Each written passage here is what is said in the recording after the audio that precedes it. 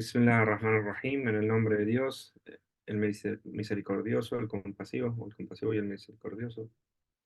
La paz y las bendiciones de Dios sean con el profeta Muhammad y su descendencia purificada. Allahumma salli ala Muhammad wa ali Muhammad. Bueno, bienvenidos nuevamente a estas clases de Tadabbur, o de reflexión y meditación sobre el Corán.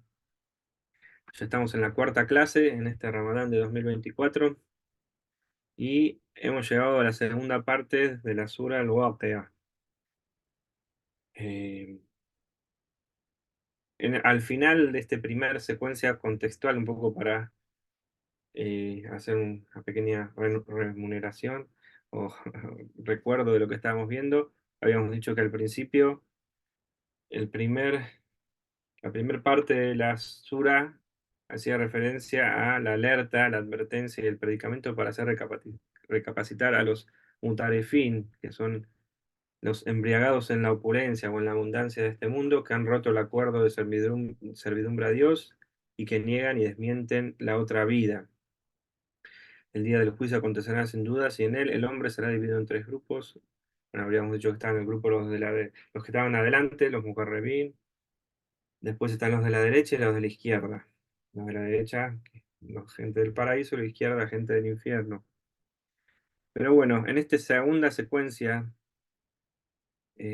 pareciera referirse un poco de lo mismo, pero ya con otro método y con otras características, que son las que vamos a ver en, en esta clase. Entonces, dice Bismillah ar-Rahman ar-Rahim, y en verdad los primeros y los últimos serán reunidos en un momento determinado de un día conocido. Entonces, en verdad vosotros, oh extraviados de mentidores, comeréis de un árbol de zacún, del que llenaréis los estómagos y encima de ello beberéis agua hirviente. Beberéis como beben los camellos enfermos que no pueden calmar su sed. Esa será la hospitalidad que ellos recibirán el día de la recompensa. Entonces, antes habíamos visto que nos habían presentado a los de la izquierda de una forma más indirecta, pero acá ya directamente se está dirigiendo de forma mucho más concreta y más fuerte, digamos. Eh, Se habla del árbol de Sacún, que dice que es como comer fuego, pero un fuego como lava más que fuego, que agujerea directamente el estómago, es una cosa, un agua hirviente. Eh, y bueno, es un poco, como habíamos hablado la vez anterior, esta cuestión de esa purificación que no han ejercido aquellos que están justamente en la izquierda y también por lo que han comido un poco y por lo que han dejado eh, todos los apegos, los inconvenientes, los pecados y demás que han cometido, los hace estar en ese estado que Dios quiera pueda llevar a que se purifiquen algún día o no, si es que merecen el castigo eterno, aunque bueno, también hay opiniones acerca de si el castigo puede ser eterno o en realidad Dios al final, después de muchos miles de años, va a incluso perdonar a algunos de los pecadores más duros. Pero bueno, en general la opinión es que es prácticamente una eternidad lo que deberán sufrir aquellos que han cometido grandes pecados, o ni hablar de los genocidas, de los corruptores de países, de culturas, de épocas enteras, como han sido muchos gobernantes o muchas personas que han sido realmente despreciables, básicamente. Entonces después continúan, nosotros los hemos creado, así pues, ¿por qué no reconocéis?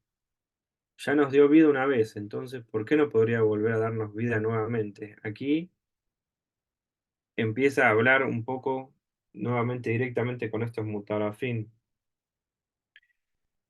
y es uno de los primeros argumentos que tiene el Corán respecto a ellos. Le dice, si ya dio vida de la nada, les dio vida de la nada cuando no existían, ¿por qué no va a poder volver a darnos vidas en el otro mundo, en otro mundo? Podemos decir también, si uno ve todo el proceso de la creación, como hemos dicho otras veces, como el ser humano en realidad atraviesa distintas etapas hasta que alcanza justamente su humanidad, o sea, pasa de ser casi un poquito de agua con un cúmulo de tierra, después pasa a ser como una especie de plantita, una semillita, un poroto, y después de eso empieza a transformarse en un animalito, y después ese animalito termina siendo un animal dotado de un intelecto, y después de eso Dios quiere transformar en un ser humano. Entonces, de ese poquito de agua, de ese poquito de tierra, hizo un ser humano. ¿Por qué no va a poder de vuelta de prácticamente de otra combinación de elementos no va a poder generar o crear nuevamente, digamos, el ser humano? Y si habéis reparado en lo que eyaculáis, ¿acaso sois vosotros quienes creáis o somos nosotros los creadores? ¿Acaso solo del esperma nace la vida o hay algo más? Es decir, si somos solo ese poquito de agua y ese poquito de tierra, si fuese así, haciendo esa combinación, ya debería generarse vida, un ser humano, pero hay algo más que se insufla en ese pequeño coágulo, en esa pequeña combinación de genes, si se quiere un lenguaje eh, más actual, esa combinación de pequeño, eh, ni siquiera es un coágulo, es primero es como apenas ni un renacuajo, es casi y antes de eso ni siquiera un renacuajo, es algo un poco de líquido en el interior de otro hombre. Entonces, de esa cosa que no es nada, termina surgiendo un ser humano que habla, piensa y demás. En todo ese proceso, ¿acaso no hay nada más allá de un compuesto de agua, un poquito de tierra, sangre, etcétera? Somos nosotros quienes decretamos la muerte entre vosotros, y nadie nos podrá impedir que os sustituyamos por vuestros semejantes y a vosotros os hagamos renacer en lo que no conocéis. Es decir, nosotros sabemos que hay un hadiz que habla de que el ser humano le fue el único que aceptó el pacto con Dios de servidumbre y de ser el vicerregente de Dios de alguna forma. Se le ofreció esa misma carga tan pesada a distintos seres de la creación, y fue el ser humano el único que lo aceptó. Y es parte de un pacto que tiene el ser humano en el momento antes recién cuando fue creado, ni siquiera en este mundo de tierra, sino antes de ello, cuando fue creado en un mundo intermedio, vamos a decir, y en ese momento hizo este pacto con Dios de servirlo, y en función a esa servidumbre va a ser el Señor o su vicerregente en la creación, aun cuando esa carga es tremendamente pesada, pero también tiene todas las bendiciones que puede tener cuando el ser humano es un ser humano realmente y no es simplemente una de sus facetas limitadas. Como habíamos dicho, realmente hay algunos seres humanos que ni siquiera llegan a un grado de animales. Hoy cuando se habla de los perrijos, gatijos y que los animales son mejores, y sí, realmente algunos animales son mejores que los seres humanos, algunos. No porque en sí el ser humano sea inferior a un animal, sino porque el estado del ser humano actual es tan, por momentos, deplorable que hasta un animalito, que en realidad son creaciones de Dios, no tienen ningún pecado, puede considerarse incluso superior a, o puede pasarle por la cabeza a una persona de que un animal es mejor que un ser humano, ¿no? Porque realmente los ejemplos de ser humanos que tenemos hoy día, muchísimos dejan demasiado por demasiado que desear, ¿no? Si el ser humano fuese como realmente Dios le manda a ser y tuviese eh, control sobre su parte animal y uso de su intelecto, y pudiese salirse un poco de ese egocentrismo y egolatría en que está inmerso constantemente, con lo cual podría acceder también a un sector más elevado de su alma y de su espíritu, sí se podría considerar más elevado que los animales. Pero cuando es un animal maligno, es decir, un animal que utiliza su intelecto no para el bien ni para conectarse justo con esas cosas, sino para conectarse con seres aún inferiores, como son los demonios o los distintos tipos de genios y demás. Entonces ya ni siquiera se puede considerar superior a los animales y a veces, bueno, es mejor que las plantas, incluso pueden ser mucho mejor, que crecen, dan frutos y demás. Son creaciones de Dios nobles, no tienen ningún tipo de pecado. Pero bueno, lamentablemente es el estado en que estamos. Somos nosotros quienes decretamos la muerte entre vosotros y nadie nos podrá impedir que os sustituyamos por vuestros semejantes y a vosotros os hagamos renacer a lo que no conocéis. Un poco este proceso que veníamos hablando, ¿no? De cómo pasamos de etapa en etapa y cómo en realidad el pasaje por esta vida es un De momento 30 y largos o de 40 y después pico. de él. Dice, ¿no podemos sacar Vamos a tiempo y poner llegar, más gente hay de 20 a 25? un audio abierto. Bien, el hermano Amin dice que está un poco complicado. Creo que han cerrado el audio. Perfecto. Entonces decía que en este proceso de la creación y de las distintas etapas o estadios que atraviesa el ser humano, la etapa física en que tiene un cuerpo es una más de entre distintas etapas de su creación y no es ni la más larga, ni siquiera es la más importante. Sí es una en que pasa muchísimas pruebas y a través de la cual va a depender su posible florecimiento o no, su posible pasaje a a su otro estadio o no.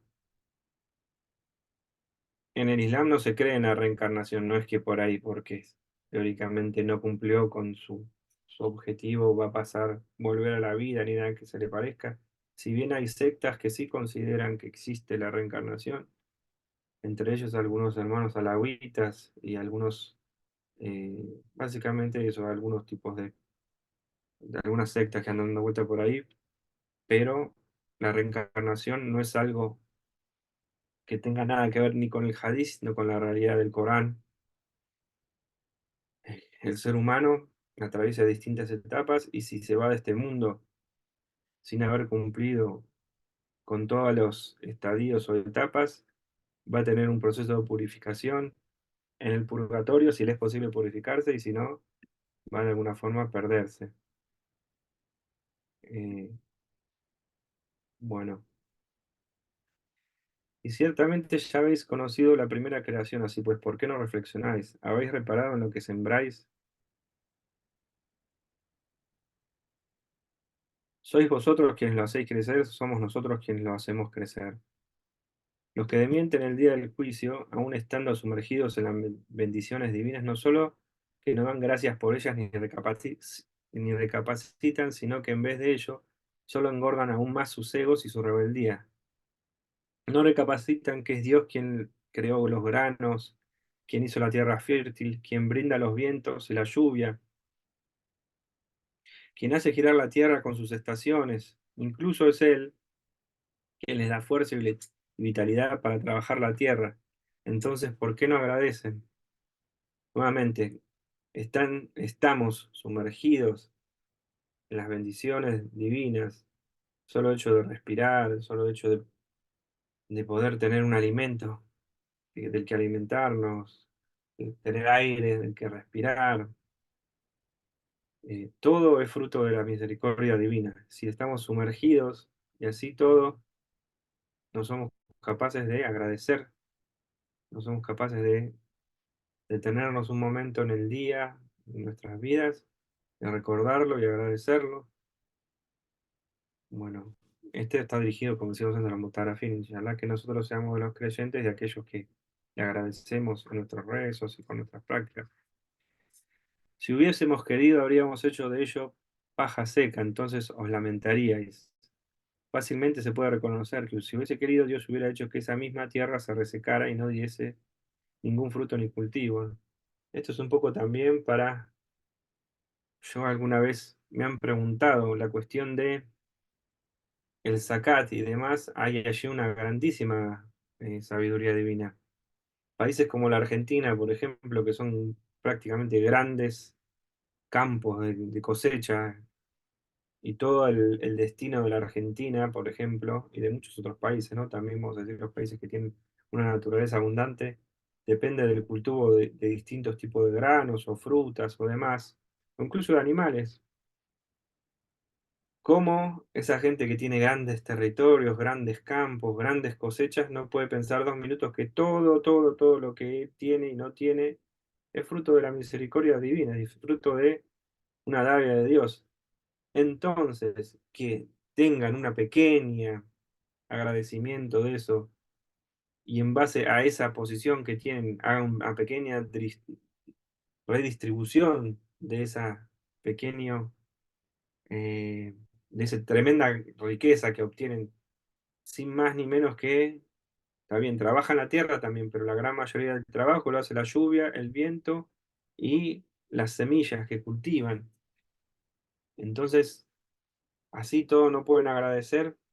Obviamente que bajo gobiernos que son arbitrarios, que establecen leyes injustas y demás, pareciera una especie de apropiación o un robo, pero realmente cuando, si Dios quisiera, Dios quiere, inshallah, si algún día llegan a conocer la sabiduría del Islam, se explica con mucho más detenimiento y con mucho más claridad por qué deben haber impuestos a la tierra, al cultivo, al ganado, a las minas. ¿Por qué? Porque justamente nunca es más claro que para un agricultor o para una persona que trabaja en la tierra o que trabaja con ganado y demás, que toda su suerte depende del sustentador, digamos, de Dios. No hay mucho más que ello. En general, la gente que es pobre o que tiene sus pequeños ganaditos o sus pequeños cultivos, son gente creyente, justamente porque lo tienen frente a él. Ellos, su suerte, su vida, tienen una relación directa con Dios.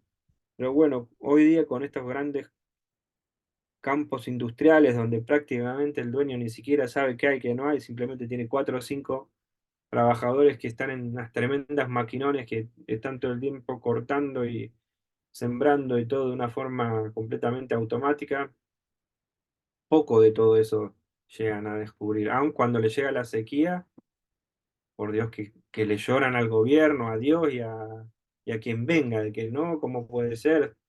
Que no fue mal, que esto, que lo otro, y ahí es cuando el gobierno tiene que terminar ayudándoles, porque si no se cae la economía del país, básicamente, en el caso de la Argentina, ¿no? Pero bueno, un pequeño paréntesis político de todo esto que se puede extender a un montón de otras instancias, ¿no? Dentro de todo, por lo menos, es gente que trabaja la tierra y que gana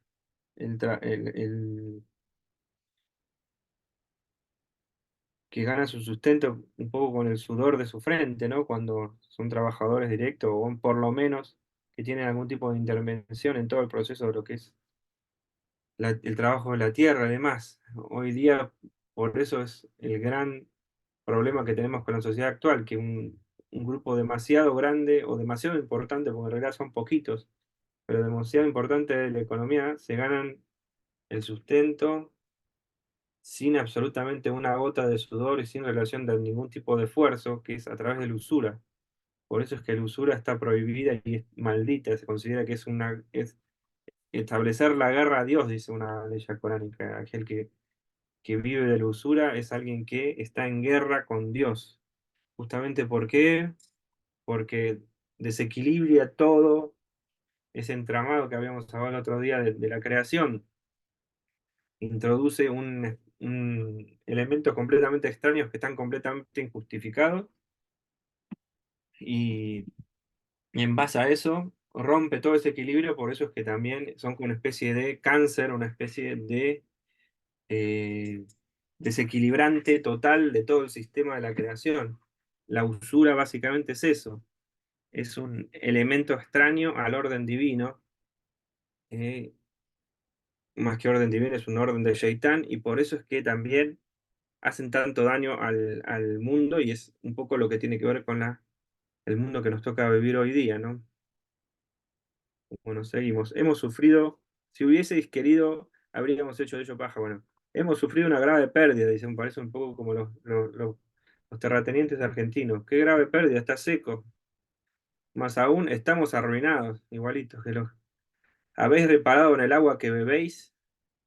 ¿Sois vosotros quienes la hacéis descender de las nubes o somos nosotros quienes la hacemos descender?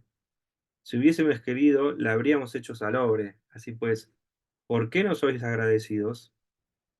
Toda la vida surge del agua, y quién sino Dios la hace descender sobre nosotros. Hoy día se buscan causas naturales para todas las cosas, pero siempre se termina perdiendo la intencionalidad detrás de todo esto. El hombre moderno está ciego a las bendiciones divinas, cual niño rico y malcriado que ni agradece ni aprovecha bien e incluso se queja y es infeliz, aun cuando todo le es dado por Dios. Repetimos un poco lo que estábamos diciendo antes, ¿no? De la cuestión de estar sumergido en toda la gracia divina, en las bendiciones constantes, y así todo no agradece, así todo no reparte, así todo no abre los ojos ante las bendiciones divinas. Bueno, en el caso, no quiero seguir con el tema de la política, pero bueno, es un poco paradigmático lo que se conoce como la oligarquía argentina, realmente una minoría de gente muy rica que viven con fortunas, son multimillonarios muchos de ellos, y así todo es su fortuna, que en base a su fortuna en realidad se mueve el país, la Argentina, y son quienes han de alguna forma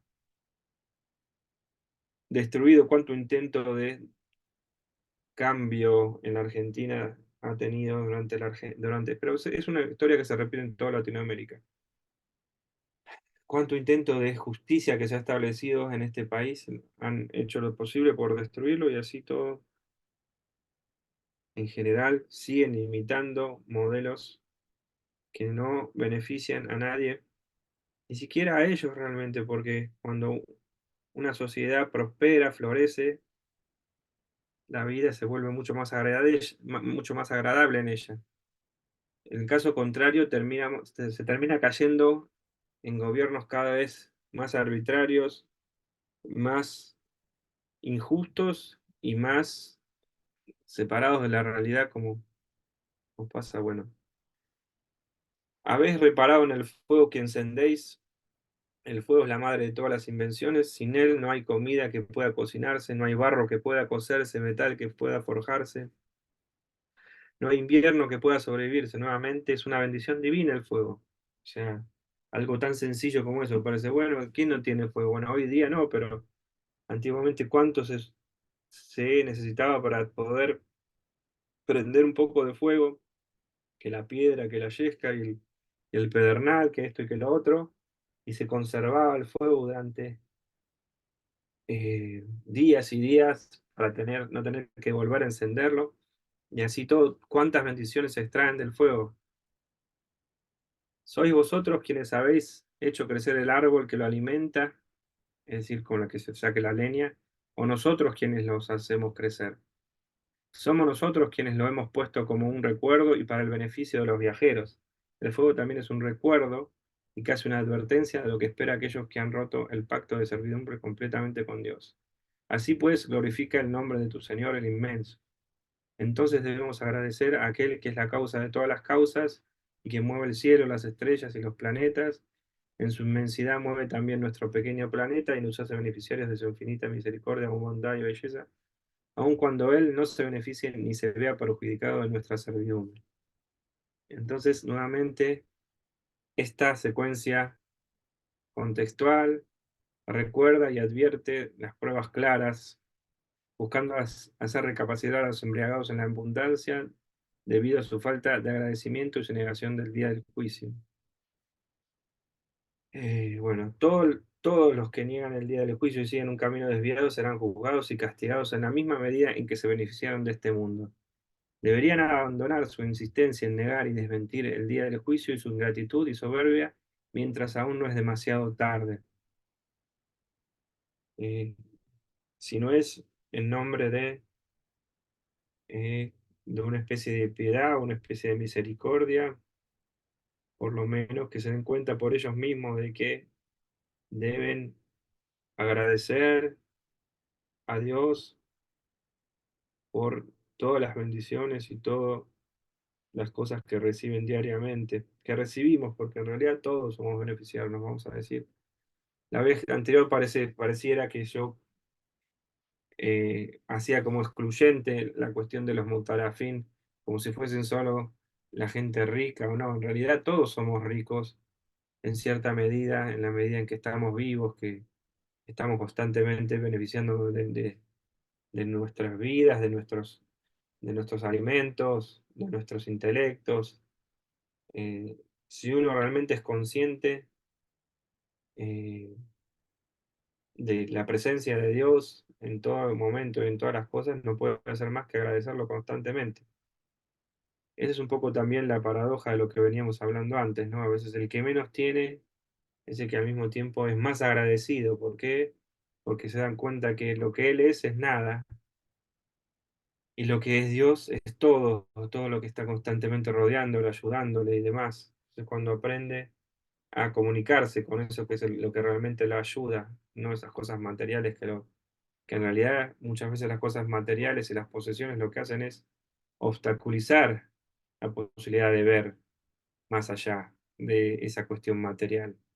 Entonces, es un poco esa paradoja, ¿no? No se tiene tanto a nivel material, pero se tiene más a nivel espiritual, con lo cual muchas veces podemos ver que incluso la gente que vive de forma muy sencilla es mucho más feliz que la gente que está constantemente necesitando de acumular, comprar, consumir y demás de forma cada vez más acentuada y mayor, porque si no sienten que no son. O sea, su ser está de alguna forma capturado o secuestrado por las cosas que poseen y no por lo que realmente son. En cambio, la gente que tiene poquito y se conforma con ese poquito muchas veces, en realidad se da cuenta de que su vida no depende de esas cosas materiales que allá de por sí son pocas, sino depende de la sabiduría divina y del sustento que proviene de Dios y de nadie más, y la riqueza que proviene de Él también. Entonces eso lleva a otro tipo de felicidad y otro tipo de sabiduría que antiguamente se solía encontrar más sobre la gente sencilla. Hoy día, con el Internet y con las redes sociales, realmente se ha vuelto, eh, se ha nivelado en un sentido negativo la mentalidad de la gran mayoría de las personas, lamentablemente. Entonces, la última secuencia contextual es la tercera, que dice, no juro por el lugar en el que se encuentran las estrellas. El hecho de no jurar en árabe es una forma de acentuar lo pesado de algo que, en caso de jurarse, sería de una envergadura y una carga demasiado grande. Y en verdad, si supieras, es un juramento grandioso, que en verdad es una noble recitación, que está en una escritura escondida, no la tocarán más que los purificados. Estos son, siguiendo la ley de la purificación, los miembros de la familia del profeta, es decir, no todo aquel que se purifica puede acceder a dicha escritura escondida, excepto por la intercesión de algunos de los infalibles. Eh, a veces se hace una referencia al Corán, pero otras veces se está haciendo a la matriz que tiene el Corán en el mundo intermedio, que no es este, sino que es como la esencia misma del Corán en otro de los mundos intermedios que no es este que estamos aquí. El Corán es una exteriorización y una manifestación de ese libro escondido, hecha descender gradualmente por el Señor del universo. ¿Acaso esta palabra os parece poca cosa y desmentís lo que es vuestra provisión? Entonces, ¿por qué cuando se sube a la garganta y vosotros estáis contemplando ese momento, y nosotros estamos más cerca de él que vosotros, pero no lo veis? Estas aleyas se refieren un poco a, bueno, voy a leer un poquito más. ¿Por qué si no vais a ser recompensados no lo hacéis regresar si es verdad lo que decís? Es decir, si realmente el Corán no fuese más que mentiras, porque ellos dicen que es mentira, que la otra vida tampoco existe, ¿por qué cuando están entregando su alma a mitad de camino no vuelven a sus cuerpos? Es decir, si el alma y la otra vida no existe, Entonces, ¿por qué no vuelven de ella? Es decir, la muerte es algo que es inevitable y si ellos están desmintiendo la vida, la muerte, entonces, ¿por qué en el momento en que muere la gente no logra regresar de esa muerte que en definitiva no existe o que no es nada? Dicen, bueno, pero la muerte es la nada, es la desaparición. Si fuese así, sería contrario a todo el resto de la creación que atraviesa distintas etapas y distintos procesos, donde las cosas más que desaparecer se transforman en otras cosas. Entonces, es decir, si el alma y la otra vida no existen, entonces ¿por qué no vuelven de ella? Si la muerte que es inevitable no está en sus manos, el poder retrotraerla. ¿Cómo pretenden negar algo que no está ni en su conocimiento ni en su poder, como es la otra vida? Es decir, desconocen realmente qué es lo que pasa en el otro mundo. ¿Por qué lo niegan? Hay un argumento que dice, bueno, nosotros no sabemos si hay o no otra vida, ¿no? Pero como hay tantos mensajeros que nos han dicho que hay que cuidarse de ella y que esta vida es un pasaje, cuando menos haciendo caso, nos estamos reasegurando de que en la otra vida no la vamos a pasar mal. En cambio, si yo no creo en nada y lo dejo todo, estamos corriendo un riesgo muy, muy grande de pasarla muy mal durante mucho tiempo, que es lo que le pasa a muchísima gente, ¿no? El negar la otra vida, en definitiva, es cuando menos, es una falta de inteligencia total, porque si hay tanta, pero tanta gente que nos está diciendo que en la otra vida depende de lo que hagamos en esta vida, si no tenemos ningún tipo de reparo en qué hacemos en este mundo y pasamos así como así al otro mundo, nos estamos exponiendo a un posible final muy, muy, muy desagradable. Entonces, cuando menos, estamos hablando de aquellos que desmienten o niegan completamente la otra vida, ¿no? Cuando menos en función a tener cierta inteligencia, la cual pretenden tener, deberían tener cuidado, porque hay muchísima gente que afirma que existe otra vida y que en la otra vida vamos a rendir cuentas. Así, si hubiera sido de los cercanos, estaría tranquilo y bien provisto y tendría un jardín de delicias eternas. Y si hubiera sido de los compañeros de la derecha, pues les sería dicho, paz para ti, de parte de los compañeros de la derecha. Pero si hubiera sido de los mentidores extraviados, será arrojado en agua hirviendo y arderá en el infierno.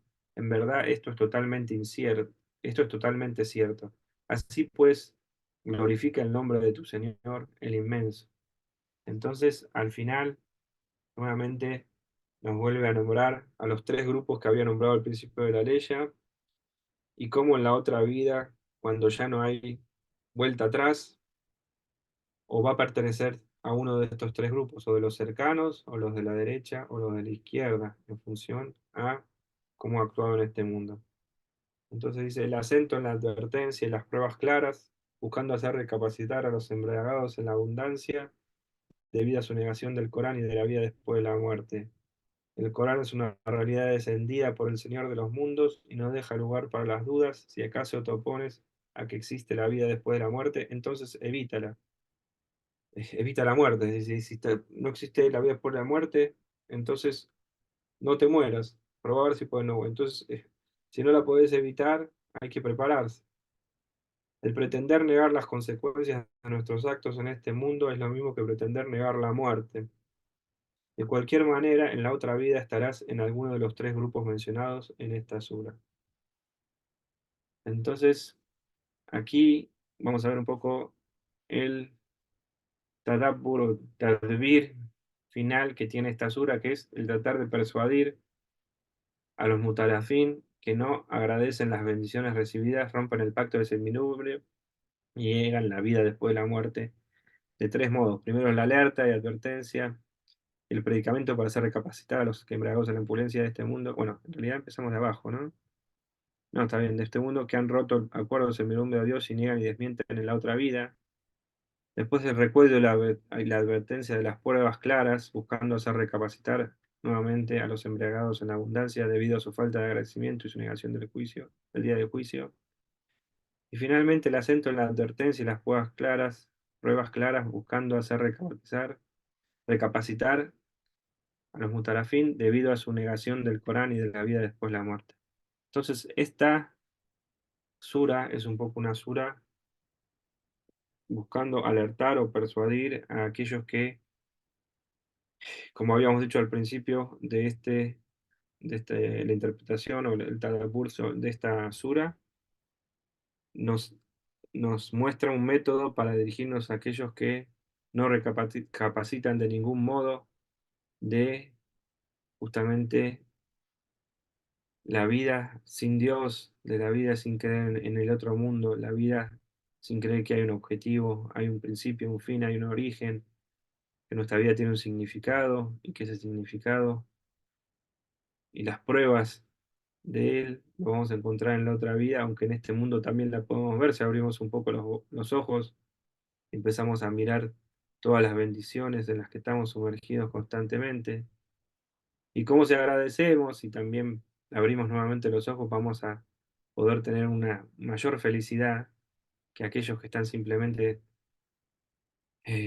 creyendo en sus propios egos y que no hay nada más que sus propios caprichos y su propio constante cambio de estado de ánimo, su constante ir y venir de una cosa a otra, simplemente buscando como supuesto objetivo de la vida el placer o el satisfacer distintos placeres, cuando ese tipo de placeres, cuando no están encausados en ningún tipo de ejercicio, en ningún tipo de camino, claro, lo único que hacen es acentuarse y lo único que hacen es traerle al ser humano una sensación de vacío cada vez aún mayor y mayor, porque de alguna forma ese ego, que es lo que realmente los encadena, se vuelve cada vez más fuerte y asfixia cada vez más su corazón,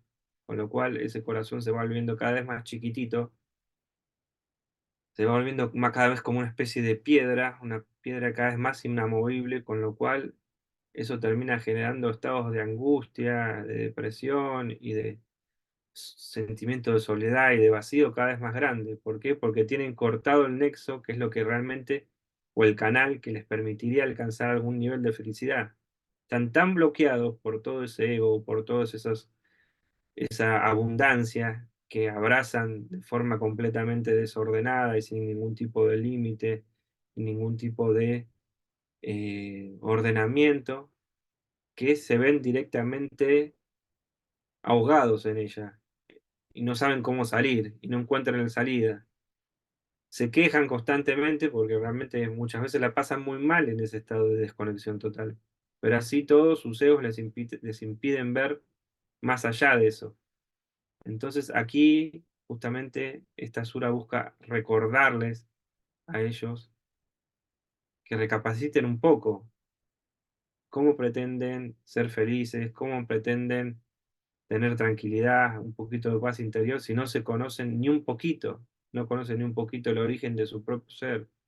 Si creen que la felicidad o lo que a ellos les va a dar felicidad está en este constante cambio, en este constante acumularse, desaparecer y demás, que es la vida en este mundo.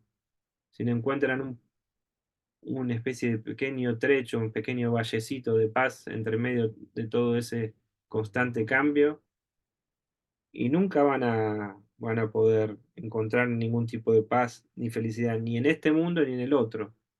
Van a seguir siempre presos de esos caprichos, de esos egos y de esos apegos que han tenido en este mundo y realmente la van a pasar mal o muy, muy mal en el otro mundo, que es un mundo que podría ser muchísimo mejor o podría ser muchísimo peor, dependiendo de cuáles son las elecciones y en la medida en que puedan realmente aprender a controlar ese lado animal o todos esos deseos No quiere decir matarlos, esto lo hemos dicho muchas veces, no quiere decir el Islam no niega que se pueda disfrutar la vida de este mundo. El Islam no se cree en el valle de lágrimas y que este mundo es para sufrir y ya. No, en este mundo se puede disfrutar, pero tomando ciertos recaudos, porque si no son trampas que nos terminan atando a este mundo. Entonces nosotros disfrutamos en la medida que no solo no nos eh, implica una trampa, sino que también acentúa aún más esa conexión con Dios, con lo cual acentúa aún más la felicidad y de ese modo también nos hace tener un mejor pasaje, no solo por este mundo, sino en en la otra vida que es la que realmente cuenta o es la más importante. Pero bueno, como siempre he hablado mucho, me gustaría escucharlos un poquito y ver qué reflexiones le pueden surgir o qué preguntas le pueden surgir en función a esto que hemos leído de esta sura al-Waqi'a, el acontecimiento o la inevitable, como suelen traducirse muchas veces. ¿Están por ahí? Siempre. Profe, yo Bien. tengo una, pero yo creo que Jadilla va a hablar primero. No, dale vos, dale vos, dale vos. Ok, son dos cosas. Una frase que tiene ahí que siempre me ha gustado y aparece varias veces en el Corán, creo que de diferentes modos, pero es la misma frase que dice que Dios no necesita de nosotros, Dios no necesita que creamos, Dios no necesita que le adoremos, Dios no necesita que le pidamos, Dios no necesita del hombre.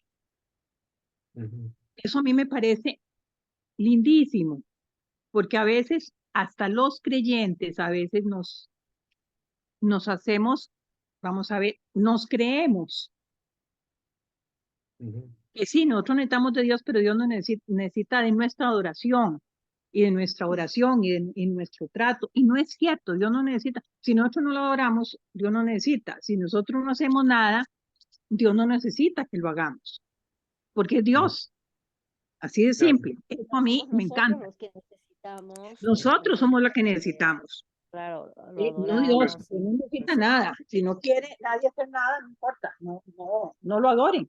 Él no va a dejar de ser Dios por eso, que es algo que yo a veces le digo a los ateos. No, no importa que usted no cree en Dios. Dios sí cree en usted. Eso no es problema. Eso no es problema. Que usted no crea no quiere decir que no exista. Simplemente usted no cree. Y la otra viene a eso, profe. ¿Qué pasa con ese ateo? Porque para mí es una carga de verdad, una carga horrible, pesada, que tengo en los hombros. Yo se lo he comentado varias veces, tengo a mi hijo y a mi hija, los dos ateos, ateos declarados. Pero mire, los dos son personas realmente buenas, honestas, trabajadoras, más bien muy justas de estar viendo de cómo ayudan a la gente, cómo colaboran, cómo están en grupos sociales. Es decir, son personas que si no fueran ateas podrían ser excelentes musulmanes. Así, en sus actuaciones son más musulmanes que muchos musulmanes que conozco. Ujú, Lo único es que ellos niegan que Dios exista, así de simple. Y yo se los he dicho, bueno, usted crea lo que usted quiera, pero Dios no va a dejar de existir porque usted no crea, punto. Piense lo que usted quiera. Y ujú, después, la otra es que ellos creen en la muerte, porque sí creen en la muerte, porque la muerte es el ciclo natural de la vida. Entonces, si todo ser nace, todo ser muere. Entonces, para ellos la muerte no es nada que vaya a ser evitable, no, la muerte es algo que va a llegar naturalmente en el momento que llegue. Tan es así que ellos dicen, y mi hijo ya lo he dicho, que si él le da una enfermedad terminal en donde va a estar descerebrado no sé cuántos años, que le ha dicho a la esposa que por favor lo desconecte, porque no tiene sentido estar vivo para nada, para simplemente destrozarle a toda la familia. Y eso es lo que él dice. ¿Por qué? Porque él sí no cree que exista una vida detrás de la muerte, pero sí cree en la muerte. Es decir, él no tiene miedo de morir, pero no cree que vaya a haber nada. ¿Cómo convencer antes o hablarle a alguien con esos parámetros de la existencia de un más allá o de la existencia de Dios? Yo lo que dije es que mire, yo renuncié a hablarle de la existencia de Dios. Yo lo que dije es, yo voy a seguir viviendo mi vida como musulmana lo mejor que pueda. Y lo que yo quisiera es que yo sea un ejemplo para él, que aunque no diga nada, en el fondo pueda pensar, bueno, mi mamá sí ha cambiado, mi mamá hay cosas que ha mejorado, mi mamá, que no hace falta que me lo diga, pero que él lo pueda pensar, porque yo no sé qué decirle, sinceramente.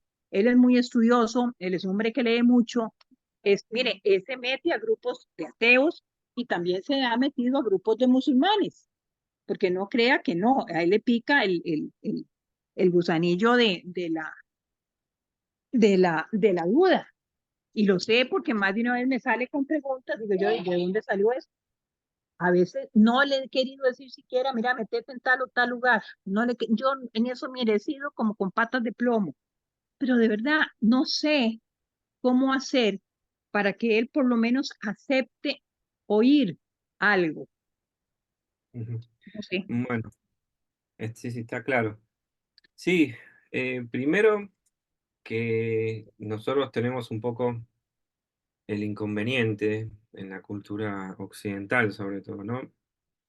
En que se haya utilizado demasiado, pero demasiado tiempo el nombre de Dios en vano, digamos. Entonces es como que cuando se habla de Dios, se habla de una realidad eh, que no es real. O sea, realmente se habla de algo que por momentos es completamente arbitrario y lamentablemente falso, digamos. El adjudicar a Dios el ser un hombre, por ejemplo, de barba, y que vino al mundo y que hizo determinadas cosas, que todos estamos en estado de pecado, del pecado mortal, y que si no nos purificamos de ese pecado mortal, nos vamos a ir al infierno, y que justamente ese pecado mortal es lo que a la mayoría de la gente en general encuentra mayor satisfacción en este mundo. Entonces, la tenemos bastante difícil, porque digamos, la religión cristiana en ese sentido, no solo que no ha eh, enseñado la creencia en Dios, la creencia en la otra vida de modo correcto, sino que ha trabajado en contra por momentos, pareciera, del mensaje que estaba buscando transmitir. Sí, tal vez hace 1000 años o hace 1500 años era un mensaje o una prédica que podía llegar a funcionar en la medida en que la gente, el 90% de la gente era iletrada, la mayoría vivían no mucho más que 30, 40 años, entonces tenían la muerte mucho más cerca. El pasaje por este mundo era realmente o lamentable o directamente una porquería. Entonces, en esas circunstancias se generó una visión de Dios muy particular, como decíamos antes, en el que este mundo era un valle de lágrimas y un lugar donde se venía a sufrir, y que incluso las cosas que eran más naturales y las formas más sencillas en las que uno podía llegar a tener algún tipo de satisfacción o alegría en este mundo eran pecaminosas.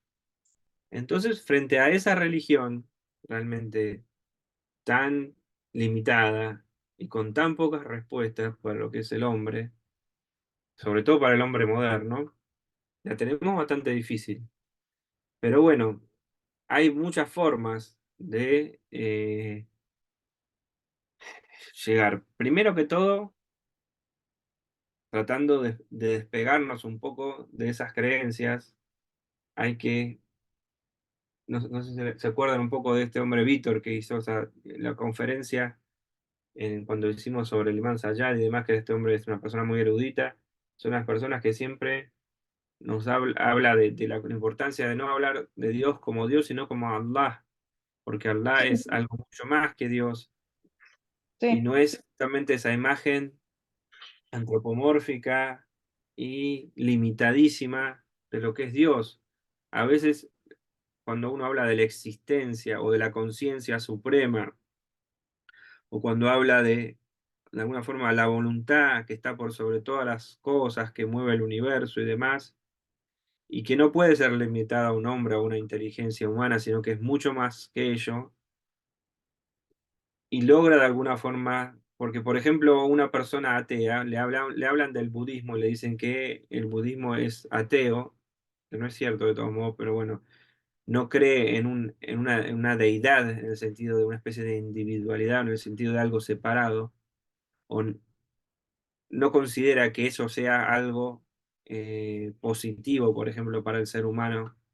Que en el Islam también tenemos esa visión, la visión del tanzih. El tanzih es la negación de cualquier tipo de semejanza, leisa kamislihi shay, ¿no? Cualquier tipo de semejanza de todas las cosas que existen en este mundo respecto a lo que es la realidad divina, ¿no? Entonces, hay gente que por ahí con las metáforas, con las historias coránicas y demás, le va a ser más, eh, más cercano la noción de lo que es la divinidad, de lo que es Allah. Pero otras personas tal vez no es tanto eso, sino el contacto directo y la percepción directa que puedan tener de esa realidad.